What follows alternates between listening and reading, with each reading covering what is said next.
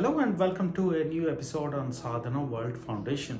As you know, we care about crafting young lives. We present experiences and stories from our day-to-day lives and seek a connection between these experiences and what's written in our ancient texts.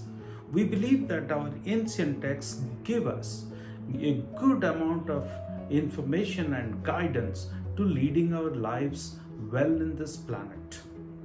We think that if we realize and if we recollect those timeless wisdom and apply them in our lives, we become stronger and better human beings. We lead a better life on this planet. This is the election season in India. About 100 crore people are eligible to cast their vote to choose their representatives. There are several thousands of contestants who are contesting for a limited number of seats. They go to the people in their constituencies and seek their votes. They are expected to compete against each other and impress the people, influence the thinking of the people in their constituency that they are the best choice that the people can make. After all, it's about the power. It's about the unique mandate representing lakhs of people. So this love for power, the love for authority, the love for recognition, the attachment to it is so profound, so deep, so intense that they go to any extent to win those elections at any cost. So what do they end up doing? Many of those participants have been spreading propaganda which is based on insufficient or false information. They make allegations, they accuse the other participant. They try to show themselves in better light and show everybody else in poor light. The entire environment becomes so divisive, as if one belongs to one category of people and the other category are all bad. So that's the kind of an environment which many constituencies witness. So I started thinking, if our ancient texts throw some light on this kind of competitive spirit. Think of our schools, colleges, think of our families. Competition is nothing new. Children in a family compete for their parents' attention, which is limited. They compete for a limited amount of financial resources. In our schools and colleges, we participate in various competitions. There is singing competition, sports, games, debating, essay writing, and so on. What do we learn from all these experiments and all these events? We learn that there is a rule that needs to be followed. There are certain fair principles which need to be followed. However, when the stakes are high, some contestants tend to violate them. And we as a society sometimes tend to overlook such violations, or we tend to tolerate such violations. Think of one example of the epic Mahabharat. There are several examples within the epic of Mahabharat which comes to mind, but let me just describe one or two. Think of Draupadi's Swayamvar. Draupadi was the daughter of King Drupada.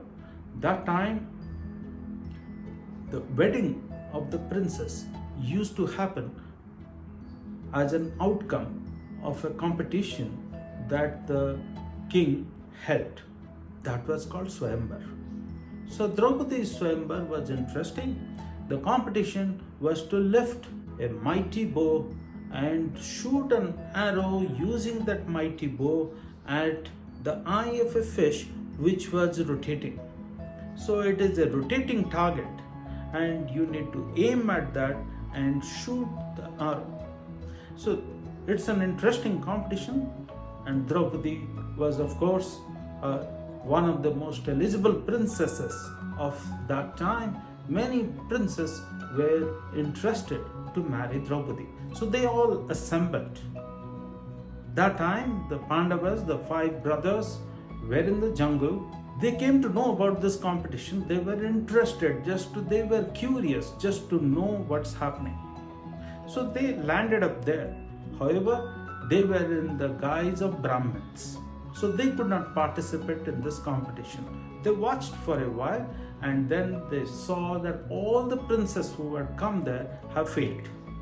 So Arjun, being a great warrior, came forward and wanted to participate. Some people complained of a Brahmin participating in a Swayamvar. However, Arjun was allowed, and Arjun prayed to the bow, picked that bow with eloquence, and shot the arrow at the rotating target.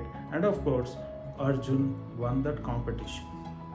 So the discussions happened in the court of the king about the identity of this Brahmin who's so skilled in archery. Then Arjun gives his identity, his brothers came forward, and all of them disclosed their identity, and then they marry Draupadi. In this episode, we can see that the rules of the game are followed, are respected, and Arjun and his brothers wait patiently to participate in this. And then they disclose their identity, they win the competition, and the rules of the competition are followed, and then they marry Draupadi. So this is one episode. Think of the famous or infamous dice game which possibly created this Mahabharata battle.